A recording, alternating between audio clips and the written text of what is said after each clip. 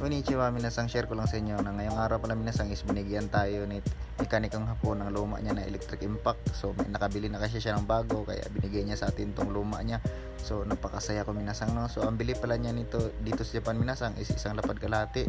So kulang nasa mga 5,000 din to sa pera natin sa Pilipinas. Siyempre tinanong ko sa kanya kung pwede ko ba itong dalhin sa Pilipinas. Sabi niya okay lang daw. So napakasaya ko minasang, may kasamang charger pa yan, just 2 battery. So napakatibay po natin minasang kasi sabi niya isang taon kalahati pa daw niya nagamit. Pakita ko sa inyo minasang kung gaano pa to katibay. Siyempre dito to sa Japan binili. So solid talaga to, basta mga Japan brand talaga ng mga tools, matibay talaga. Dadalhin natin to sa Pilipinas pag uwi natin kasi sobrang gamit natin to doon sa Pilipinas pag uwi natin.